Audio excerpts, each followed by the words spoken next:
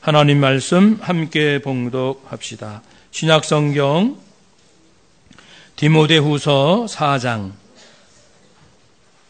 1절로 8절까지입니다. 디모데후서 4장 1절로 8절까지 한 절씩 교독합니다.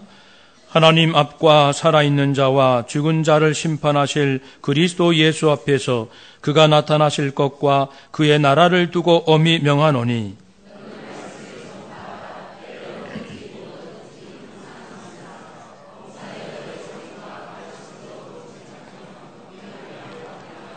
때가 이르리니 사람이 바른 교훈을 받지 아니하며 귀가 가려워서 자기의 사역을 따를 스승을 많이 두고 그러나 너는 모든 일에 신중하여 고난을 받으며 전도자의 일을 하며 내 직무를 다하라.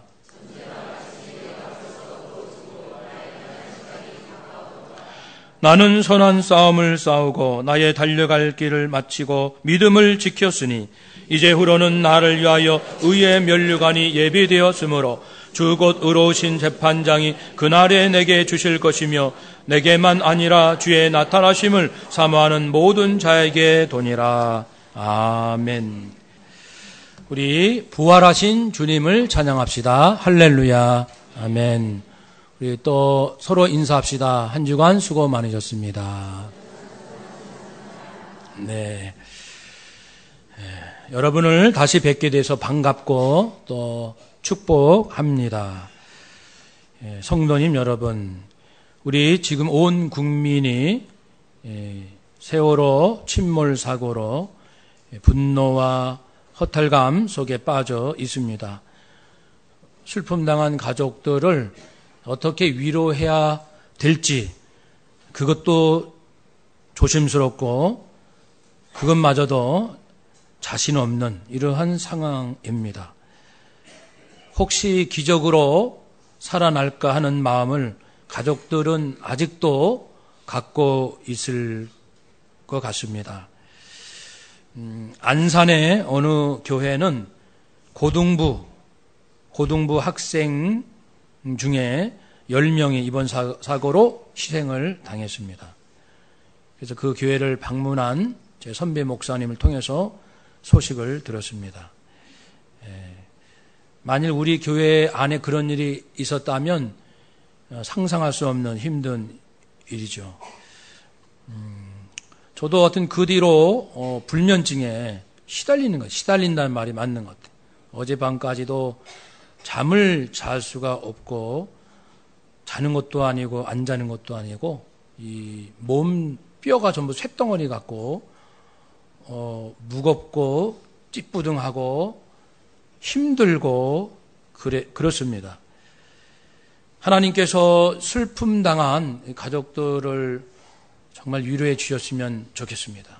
사람의 위로도 필요하지만 성령님께서 그분들의 마음을 위로해 주셔야 사람 생각 넘어 우리의 영이 활짝 열려서 새로운 힘을 얻을 수 있을 것이기 때문입니다.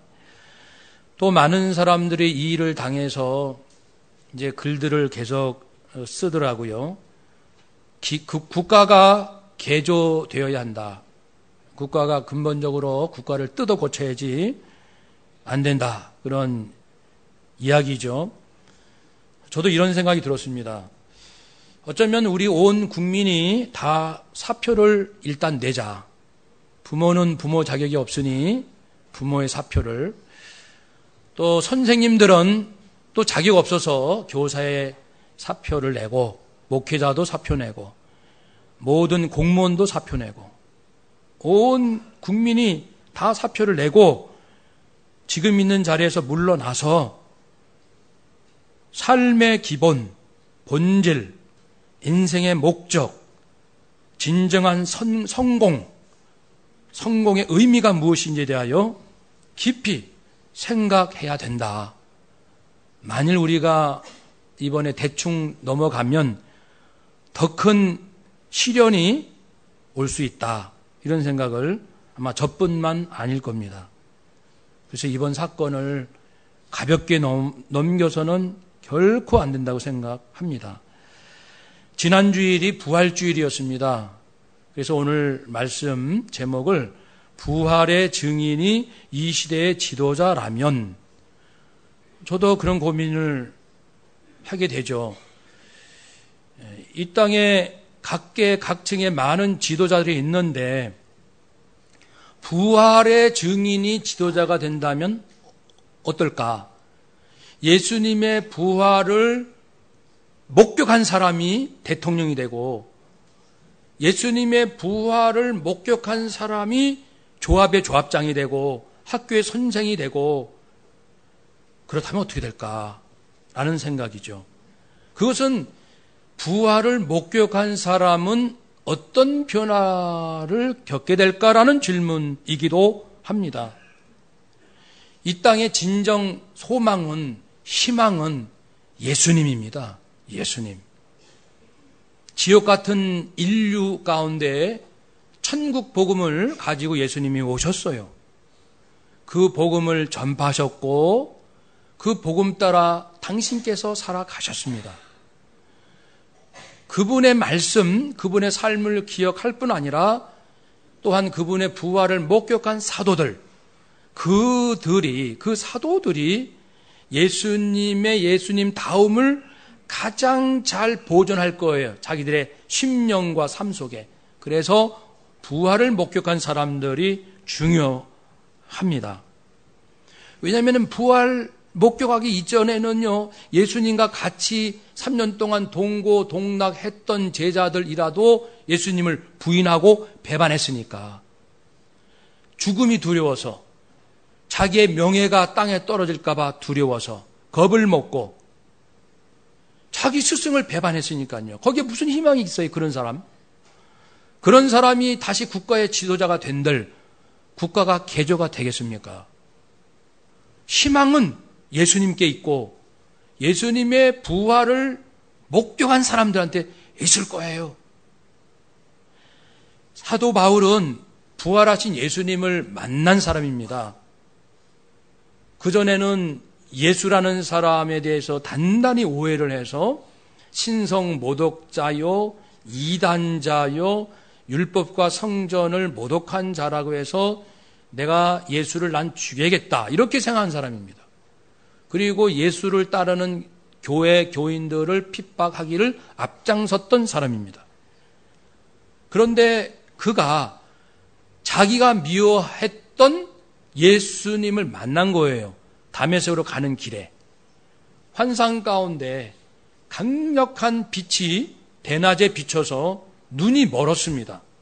음성을 듣습니다. 사울아, 사울아. 나중에는 바울로 이름이 바뀌었죠. 그전에는 사울이니까 사울아, 사울아. 누구십니까? 사람이 눈이 멀면 겁을 먹잖아요. 두려움 가운데 누구십니까? 나는 네가 핍박하는 나사렛 예수니라. 나는 네가 핍박하는 예수니라. 예수님을 만난 거예요. 부활하신 예수님을 만난 뒤로 이제 이름이 바뀐 바울은 3년 동안 아라비아 광야에서 지금까지 자기가 알고 있었던 구약 성경, 자기가 기대했던 메시아, 잘못된 생각을 다 뜯어고치는 일이 있게 됩니다. 3년 동안 얼마나 성경을 또 묵상하고 그리고 예수님을 사랑하고 또 예수님을 만났겠습니까? 영적으로, 믿음으로 예수님을 깊이 예수님의 사랑, 예수님이 왜 죽으셔야 됐는지, 십자가에서 흘리신 그 보혈의 의미와 능력이 무엇인지 깊이 묵상하고 깨닫는 3년의 기간이 있었습니다. 그는 새 사람이 되었어요. 새 사람이 되어서 30년간 선교사 일을 합니다. 그것도 힘든 이방인을 위한 선교를 했지요. 그러면서 부활하신 예수님을 항상 마음에 품고 모시고 그분을 사랑하는 영성, 심령을 가지고 살았던 그는 자기가 전도해서 구원받게 하고 목회자로 양육했던 젊은 목회자 디모데에게 아주 간절한 당부를 합니다. 그게 오늘 본문이죠. 부활하신 예수님을 만난 사람이 무슨 부탁을 할까? 어떤 당부를 하는지 여러분 궁금하지 않으십니까? 우리 부모가 돌아가실 때 나에게 유언을 하시겠죠?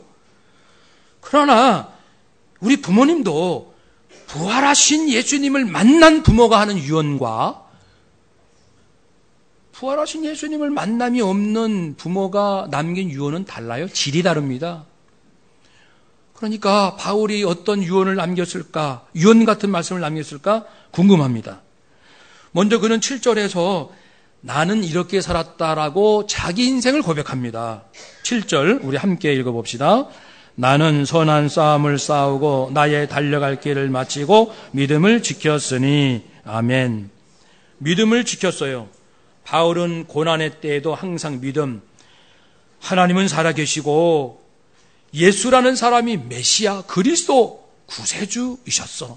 나는 그분을 믿고 그분 때문에 내 모든 죄와 허물을 용서받고 영원한 하나님의 자녀가 되었고 그분을 믿음으로 말미암아 그분의 보혈의 능력에 의지함으로써 나의 모든 저주에서 벗어날 수 있다는 이 굳건한 구원의 믿음, 생명 진리의 믿음, 천국 복음의 믿음을 항상 가지고 있는 거예요.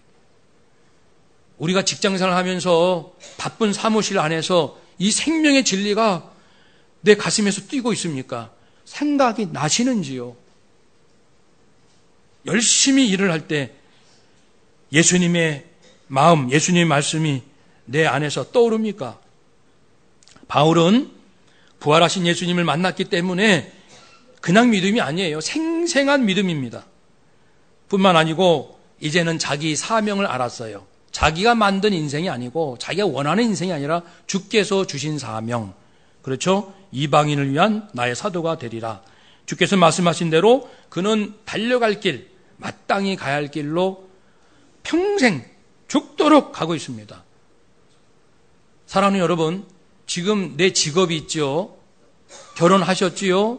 또는 자녀 낳으셨지요? 아니면 미혼이시거나 아니면 무슨 계획이 있으시죠? 이것을 향하여 죽도록 내 생명을 다하여 가야 할 사명이라고 믿어지시는지요? 우리는 인생이 짧잖아요.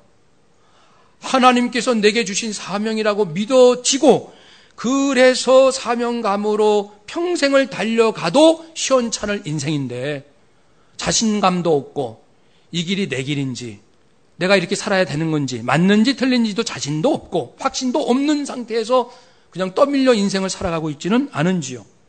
바울은 확실한 생명 바칠 만큼 분명한 인생의 사명을 깨달았습니다. 그리고 나는 선한 싸움을 싸웠습니다. 그 달려갈 길로 가되 악하게 하지 않아요. 선교사 일을 해도 악하게 안 한다는 겁니다. 선교사님들 중에도 악한 선교사님이 계셔요. 죄송한 표현이지만 목사 중에도 악한 목사가 있고 목회를 해도 악한 방법으로 목회하는 분들도 계십니다. 있어요. 우리는 눈에 보이는 것으로 화려한 것에 이렇게 마음 뺏기 쉬운데 이제부터라도 우리 정신 차립시다. 하나님께서 인정하실까? 저 사람을? 저 교회를 하나님께서 기뻐하시는 교회일까? 하나님은 나를 어떻게 보실까? 이렇게 말입니다. 세상적인 화려한 모습에 속지 마시고 하나님의 마음, 주님의 입장에서 주님의 마음으로 우리가 볼 수 있어야 됩니다. 바울은 나는 선한 싸움을 싸웁니다. 선교사를 하고 목회를 해도 사람들이 욕심이 들어가면 업적을 남기고 싶고 다른 사람한테 인정받고 싶어서 본의 아니게 불의한 방법을 동원하는 그럴 수가 있습니다. 또 우리가 교회 봉사하면서도 마찬가지예요. 겉으로는 교회 봉사예요. 근데 속은 이미 악해요. 악하다는 것은 하나님께서 기뻐하지 않는 방법은 다 악한 거예요. 하나님께서 기뻐하지 아니하는 마음을 가지고 교회 봉사하시는 것은 악한 겁니다. 여러분, 사도 바울이 고백하면 나는 선한 싸움을 싸웠습니다. 나도 유혹을 받았지요. 나도 흔들리죠. 때때로는 나도 인정받고 싶고요. 억울하면 나도 그냥 한바탕 하고 싶고요. 그렇지만 부활하신 예수님을 직접 만난 바울로서는 그렇게 할 수가 없어요. 부활하신 예수님을 직접 만난 사람. 여러분, 한번 그 장면을 가봅시다. 우리 베드로, 막달라, 마리아, 수많은 제자들이 여러 경우에 부활하신 예수님을 만났지 않습니까? 예수님이 내 눈앞에 나타나셨습니다. 예수님, 내 눈을 의심합니다. 내가 잘못 보는 거 아닌가? 예수님 맞으시죠? 손 한번 좀 만져도 될까요? 정말 손에 못자국이 있습니다. 만져봅니다. 예, 피부에 감촉이 느껴지는 거죠. 뼈도 있을까요? 부활하신 예수님 뼈 있을까요? 없을까요? 알아맞혀 보세요. 뼈가 있습니다. 영은 살과 뼈가 없으나 부활한 나는 뼈와 살이 있느니라. 분명히 말씀하셨어요. 부활한 나는 뼈와 살이 있느니라. 만질 수 있어요. 아무리 예수님이시라도 세게 누르면 아야 그러실지 모르겠어요. 부활하신 예수님, 제가 재밌게 표현한 겁니다. 눈빛을 마주칩니다. 예수님 눈에는 정말 악의가 전혀 없으세요. 얼마나 선하신지요. 예수님 한번 안아봐도 되겠습니까? 예수님을 안아봅니다. 부활하신 몸이 옆에 창자국도 있으니까요. 예수님 부활하신 몸 그 등에 수많은 채찍질, 그 채찍 자국이 그대로 있을지 아니면 깨끗하게 변해졌는지는 모르겠어요. 성경에 기록이 없으니까. 분명한 것은 이 손에, 옆구리에 못자국, 창자국은 있는 거예요. 예수님 만졌지요? 꽉 껴안아 봅니다. 예수님도 나를 껴안아 주실 겁니다. 사랑한다. 주님 저도 사랑합니다. 와, 정말 우리 주님 부활하셨네? 예수님 손, 아마 저 같으면 두 손을 들고 막 흔들어 볼 거예요. 신기해서. 와, 정말 부활하셨네요. 정말입니다. 자꾸만 만져보고 얼굴 다시 보고 그 예수님을 만난 사람이라면 사람들한테 증거하지 아니할 수가 없고 생각이 바뀌지 아니할 수가 없지요. 나도 언젠가는 죽는데 죽어도 다시 산다는 저렇게 예수님처럼 새로운 몸으로 다시는 썩지 않고 죽지 않는 몸으로 다시 산다는 것이 분명히 믿어질 때 부활이 나도 부활할 것을 믿는 믿음이 확실할 때 세상 보는 눈이 어떻겠습니까? 가족들이 이런 문제 저런 문제로 끙끙 앓고 누굴 미워하고 한탄할 때 부활하신 예수님을 만났고 나도 부활할 것이 분명한 나 같으면 그 가족들을 대하는 태도가 어떻겠어요? 어떤 말이 내 입에서 나가겠습니까? 스스로 한번 생각해 보세요.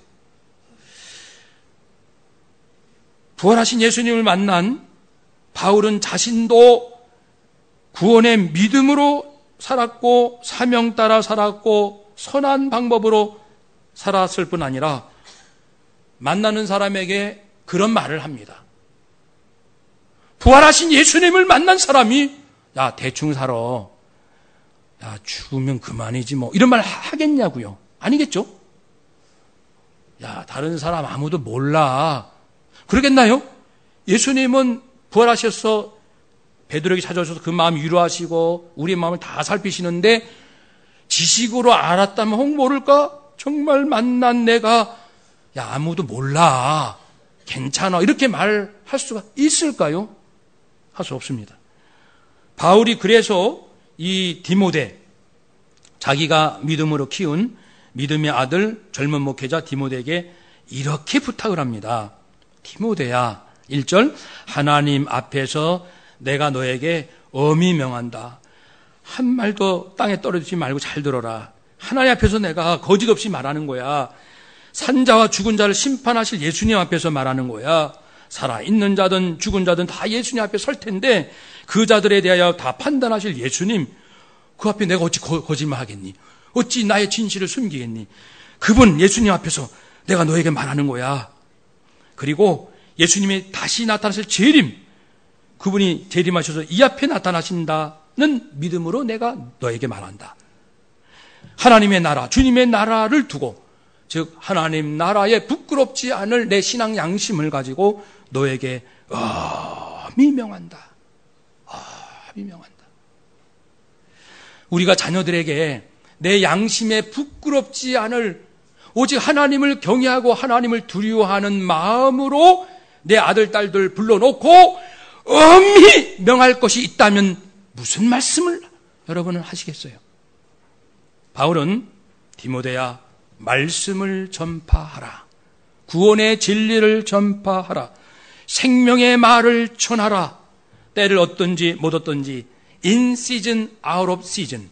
때가 좋을 때든지 안 좋을 때든지 네 가슴 속에는 생명의 말씀이 꿈틀거려 하고 만나는 사람에게 생명의 일로 가도록 인도해야 한다. 그런 말씀이죠. 오래 참아라. 생명의 진리를 전하다 보면은 핍박받고 오해받고 손해보고 얻어맞고 배고프고 고난이 많단다. 오래 참아야 된다. 설득력 있는 가르침으로 잘 그 사람들에게 깨우쳐 주고 경책하며 때로는 경계 강하게 책망하라. 필요하면 책망하되 권하라. 이것은 이제 사랑으로 하라는 뜻입니다.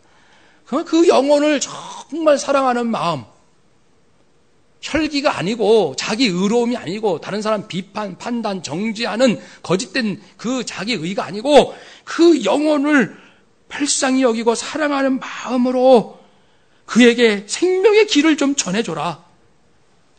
그리고 5절 말씀 건너뛰면 너는 모든 일에 신중하라. 모든 일에 경고만 하지 말고 세상 물결 따라가지 말고 깊이 생각하라. 고난을 받으라. 이것이 부활하신 예수님을 만난 사람들이 하는 말입니다. 내 사랑하는 아들아, 고난을 받으라. 지금까지 우리 자녀들에게 그렇게 말씀해 보신 부모님들 마음으로 손들어 보세요.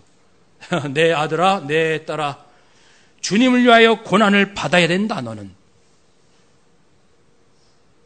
부활하신 예수님을 만난 사람은 이 땅 보는 눈이 뭔가가 달라요. 다르니까 고난 받자. 나도 고난 받는 길로 갈 것이고, 사랑하는 젊은 목사 디모데, 너도 주를 위하여 말씀을 전하다가 고난을 받아야 한다. 고난 받는 거 두려워하지 말자.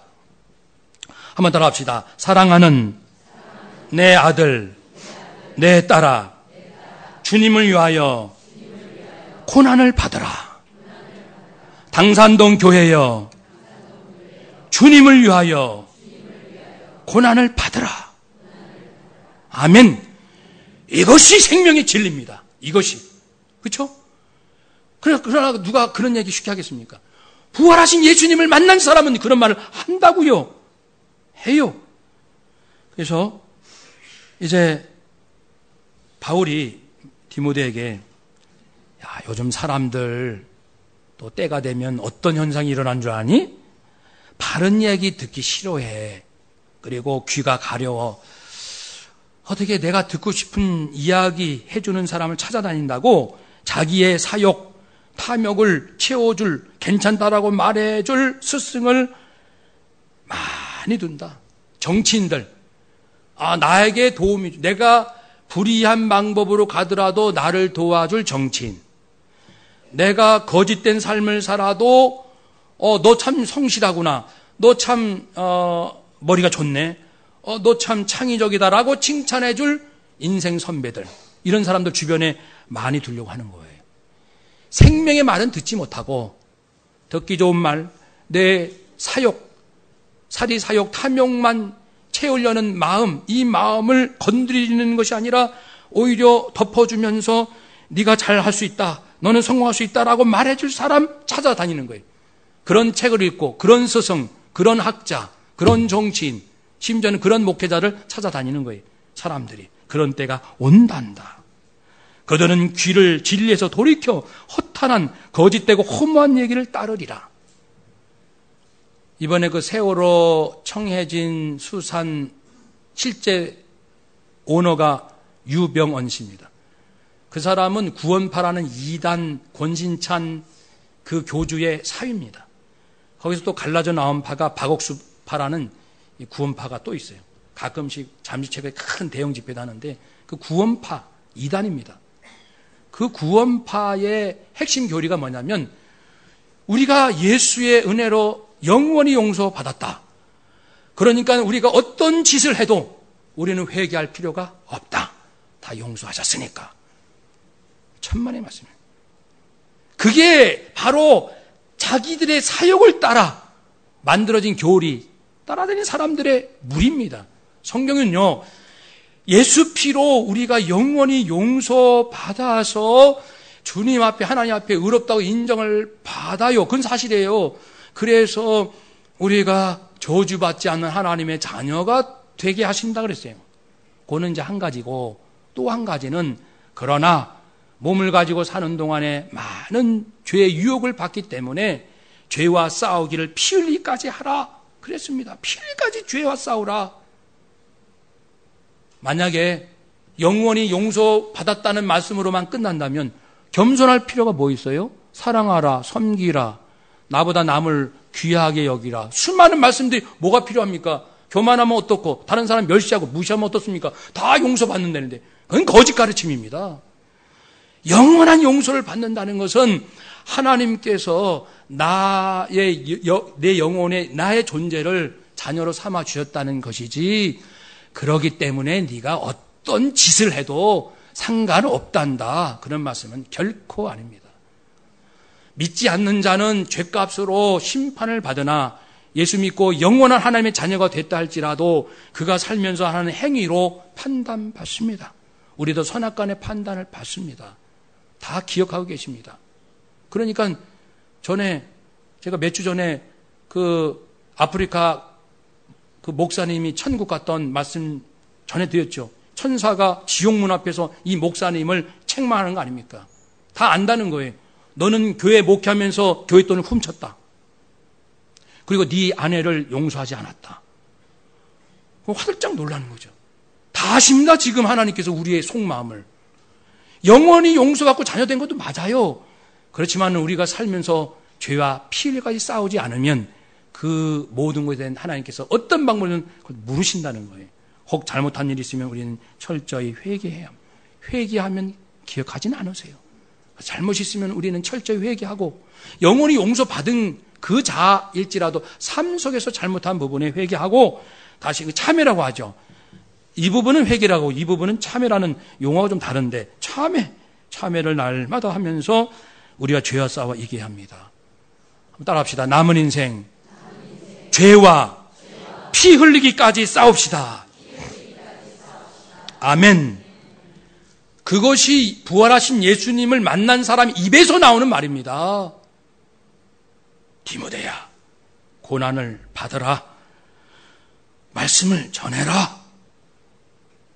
그러면서 나도 이렇게 살아왔고 의의 면류관 영생이 내게 주어졌단다. 야, 그러니까 부활하신 예수님을 만나본 사람은요, 두 가지 큰 특징이 있습니다. 바울뿐 아니라 다른 사도들의 모습을 통해서 제가 종합해서 간단하게 두 가지를 말씀을 드리고, 이 두 가지 특징이 있는 사람이 국가 지도자가 돼야 됩니다. 그래야 국가가 개조됩니다. 사람들 마음이 그 마음에서 그 마음이에요. 조금 덜 거짓말할 뿐, 조금 덜 사고 칠 뿐이지 속마음이 어디 갑니까, 인간이? 누가 국가를 개조시킨단 말입니까? 마지막 희망이 있다면 부활하신 예수님을 만난 사람만이 그나마 가능성이 있어요. 왜냐하면 제가 그 두 가지 말씀드릴게요. 첫 번째, 부활하신 예수님을 만난 사람은 만족할 줄 압니다. 비로소 만족합니다. 예수님 죽으실 때는 베드로를 비롯하여 사도들 다 한숨 푹푹 내쉬고 인생 끝났다. 우리 스승 저렇게 십자가에 맥없이 달려 죽으시고 도망치자. 어부, 우리 직업으로 다시 돌아가자. 희망이 없다. 이랬어요. 그러니까 만족이 없는 거예요. 근데 부활하신 예수님을 만나고 나서는 부활이 진짜구나. 사는 건 잠깐이고 다시 영원히 사는 게 사실이구나. 나 예수님 만져봤거든. 나도 부활할 거 분명해. 예수님도 부활하셨어. 진짜로 나도 분명히 부활한다고. 이 세상은 잠깐이야. 죽을 쓰든 뭘 쓰든 잠깐의 인생 가지고 뭘 내가 이렇게 괴롭히는 뭐가 있어. 나는 실제로 영원히 사는 몸을 가지고 주님과 함께 있을 텐데, 부활이 분명한 사람. 그래서 사도 바울은 이렇게 고백했습니다. 빌립보서 3장 7절 이하에서 무엇이든지 그전에 내게 유익하던 것, 내 신앙생활 열심히 한다는 자랑거리, 나는 똑똑하다는 지식 자랑거리, 그리고 나는 유대 민족에서 제법 권력이 있는 기득권이라는 자랑거리, 많은 자랑거리, 내게 유익하다고 했던 것들, 이제는 내가 그리스도를 위하여 그걸 자랑하면 나에게 해로다. 진짜 부활하신 예수님을 만나보니까 명예, 재물, 권력 이런 걸 자랑했던 것이 얼마나 어처구니없고 부끄럽고 창피스럽고 수치스러운지 영이 열린 거예요. 영이 깨어난 거죠. 뭘 자랑합니까? 부활하신 예수님 만나보시라고요. 믿음으로. 뭘 자랑하는 것 자체가 부끄러워서 주님 용서해 주세요. 제가 예수님은 전하지 못하면서 제 자랑만 했네요. 부활하신 생명의 예수님의 그 기쁨과 능력과 예수 피의 능력은 전하지 못하면서 자기 경험과 지식은 가는 곳마다 자랑했네요. 부끄럽습니다. 하나님 저를 용서해 주세요. 바울이 그랬습니다. 모든 것을 해롭게 여기는 것은 내 주 그리스도 예수를 아는 지식이 가장 고상하기 때문이다. 나는 주님을 위해서 모든 것을 잃어버리고 배설물로 여기고 그래서 그리스도를 나는 얻었다. 그랬습니다. 하나님께로부터 온 의, 예수 피로 얻은 구원을 나는 얻었다. 나는 다시 살 사람이다. 영원히 사는 자다. 확신이 있기 때문에 그 전에 자랑거리 다 집어쳤습니다. 그걸 자랑하면 스스로 부끄러워하는 거예요. 아, 창피해. 아, 그럼 혹이라도 자기 마음속에 그런 것이 꿈틀거리면 그래서 그도 늘 두 마음이 싸운 거죠. 인간이라 또 자랑하고 싶은 마음이 생기면 그냥 또 괴로워가지고 이런 바보 같은 녀석. 부활하신 예수님을 만난 사람이 대한민국의 지도자가 된다면 이런 사람이 될 거예요. 불의하게 재물을 얻으려고 하지 않을 겁니다. 불의하게 재물을 얻으려고 하지 않습니다. 지금 계속 여러 사람들이 이제 글을 쓰고 앞으로 대한민국이 어떻게 하면 좋겠냐 이런 말씀을 할 때 제 마음속에 꽝 하고 와닿은 글이 하나 있어요. 그분이 뭐라고 했냐면은 왜 우리가 이렇게 될까? 그 원인 중에 중요한 원인은 성장제일주의, 성공제일주의 때문에 그렇다. 그러니까 간단하게 말하면은 깨끗한 실패보다는 더러운 성공이 낫다.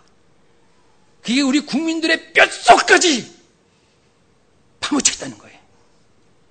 자식을 길러도 정직하게 가난한 자 되라고 가르치는 부모가 있냐 그거죠. 어느 부모가 이 땅에 가르치느냐. 거짓말을 해도 좋고 불을 해도 좋고 욕되게 살아도 좋으니 부자만 되어라. 네가 부자만 되면 모든 사람들이 너를 인정할 것이다. 너에게 손을 내밀 것이다. 너를 우러러 볼 것이다. 네가 쓴 책이 잘 팔릴 것이다. 이것이 대한민국이라는 거예요. 제가 그 글을 읽고요. 얼굴이 화끈화끈해가지고요. 마치 내 마음이 들킨 것처럼 나도 목회하면서 그러진 않았을까? 정말 정직하게 목회하는 것으로 만족하는 것이 아니라 어떻게 좀 잘 인정받은 그런 잘못된 방법을 혹이라도 생각하지 않았을까? 나는 우리 자녀들에게 얼만큼 너 아무리 공부를 못했더라도 컨닝하지 마. F학점 나오면 F학점으로 인생 살아. 정직하게 살라고 나는 얼만큼 당당하게 내 자식들에게 가르쳤을까? 한번 따라 합시다. 더러운 성공보다 깨끗한 실패가 낫습니다. 아멘. 누가 이 길을 가겠습니까? 누가? 예수 생명으로 만족감이 없는데 돈 필요하죠. 명예 필요하죠. 인맥 필요하죠. 다 필요한데 누가 불의와 싸워서 맞서겠습니까? 내 안에 만족감이 없는데 부활하신 예수님을 만나야만이 하나님의 세계, 천국, 영생 그 세계가 내가 깨달아져야만이 이 세상이 제대로 보입니다. 헛된 데 빠지지 않습니다. 두 번째 부활신앙의 특징은요, 용기입니다. 첫 번째는 만족, 두 번째는 용기. 히브리서 2장 14절 15절 말씀에 보면은 사람들이 다 죽음을 두려워한다 그랬어요. 죽음의 세력 잡은 자, 마귀에 다 종노릇해서 죽기를 무서워함으로 한평생 매여 종노릇하는 모든 자들, 이렇게 표현했어요. 이 세상에 아무리 지식이 있고 권력이 있고 물질이 있어도 죽음 앞에서는 다 벌벌 떱니다. 죽음이 그렇게 무서운 거예요. 왜 그럴까요? 죽으면 그동안 내가 가졌던 모든 것을 상실하고 주변 모든 것과 관계가 단절되고 내가 죽음 다음에 어디로 갈지 모르잖아요. 하나님을 안 믿어도 하도 지옥 있다 그러는데 겁도 날 것이고 죽음 이후에 내 영의 운명이 어떨지 모르니까 사람들이요 다 죽음에서 무서워하고 마귀는 그 죽음의 세력을 잡고 사람들을 자기 쪽으로 끌고 간다고 했습니다. 부활하신 예수님께서 사망 권세를 딱 깨뜨리심으로 사람들은 죄 때문에 저주받을까 두려움이 있는데 예수 피, 예수 생명값으로 예수님의 피값으로 진정한 나의 믿음으로 저주에서 나를 벗어나게 해주신 그 생명 얻게 해주신 그 믿음, 그 믿음이 있는 사람, 그런 사람만이 죽음이 두렵지 않습니다. 저는 죽음이 두렵지 않아요. 부활을 믿기 때문에. 여러분도 그러시리라 믿습니다. 언제 죽어요? 다시 산다니까요. 실제로 살아요. 실제로 만질 수 있는 몸으로 다시 삽니다. 보네퍼 목사님은 나치 히틀러의 독재에 항거하다가 39세에 처형된 순교자입니다. 1945년 4월 8일 주일 아침 처형 직전 마지막 예배드리는 그 자리 설교하면서 부활의 주님을 믿는 사람에게는 광명과 광채와 소망의 세계가 있습니다. 영원히 사는 세계가 있습니다. 이건 실제로 있는 것을 보네퍼 목사님은 알고 믿었던 것입니다. 설교가 끝나고 예배 끝나자 험악하게 생긴 두 사람이 보네퍼 이리 와 하고 이제 데려갑니다. 끌려나가는 이 보네퍼 목사님을 뒤에서 보면서 수감된 영국 군인이 비통한 목소리를 마지막 인사를 합니다. 목사님, 이제 마지막이군요. 안녕히 가십시오. 보네퍼는 끌려가면서 뒤돌아보면서 그 성도, 감옥에 있는 성도들에게 이렇게 말했습니다. 마지막 유언입니다.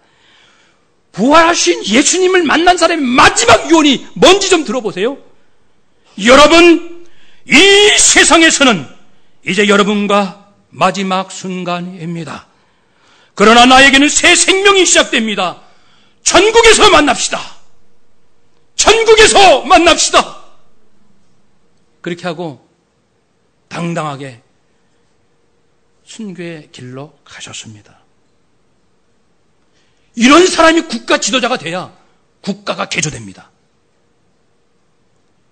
이런 용기 있는 사람, 죽음을 두려워하지 않는 사람, 이런 사람이 선장이 되고 해운조업의 조합장이 되고 국회의원이 되고 대통령이 되고 그렇다면은 국가는 개조될 것입니다. 부활신앙으로 용기 있는 사람은 어떤 사람입니까? 하나님 이외에는 어떤 것도 두려워하지 않는 사람. 지금 두려움이 있습니까? 재산이 별로 없어서 나중에 굶을까 봐 두려움이 있습니까? 그런 두려움으로 어떻게 국가가 개조됩니까? 그런 내가 지도자가 되면 국가가 망하죠. 두려움이 있어서 또 사고치죠. 불의한 방법으로 또 재산을 얻으려고 하지 않겠습니까? 어떤 회의와 협박에도 불의와 타협하지 않는 지도자, 끝까지 진리와 정의와 공의 길로 갈 수 있는 지도자, 물론 사랑을 품고 그런 지도자가 나타나야 대한민국이 개조된다고요. 누굽니까? 누가 하늘로 만족하고 예수 생명으로 만족하고 천국 소망으로 기뻐하는 사람 누굽니까? 그리고 죽음도 불사하지 않을 사람이 누굽니까? 죽음도 두려워하지 않을 사람들. 오직 난 죽어도 다시 사는 부활을 믿는 사람입니다. 그런 사람이 대한민국의 지도자가 되어야 합니다. 누굽니까? 우리 서로 인사합시다. 서로 인사합시다. 바로 우리입니다. 다시 한번요. 바로 우리입니다. 우리 자녀들입니다. 아멘. 믿으시죠? 대통령을 누구에게 맡기고 국회의원 누구에게 맡깁니까? 부활신앙이 있는 사람, 하늘의 것으로 만족할 줄 알고 불의하게 부자 되려고 하지 않는 사람, 아무리 어렵고 고난이 와도 생명 걸고 불의와 타협하지 않는 사람, 주기철 목사님, 길선주 목사님, 남강 이승훈 장로님, 안창호 선생님, 이런 같은 분들입니다. 당산동 교회 80년의 역사 건 이런 지도자가 나와야겠죠. 국가를 위해서 죽을 수 있는 사람, 정말 국가를 개조시킬 수 있는 지도자가 나와야 됩니다. 저도 기도하고 여러분 우리 기도합시다. 부활신앙으로 다시금 세워질 수 있는 교회와 국가 될 수 있기를 주의 이름으로 축복합니다. 아멘. 기도하겠습니다.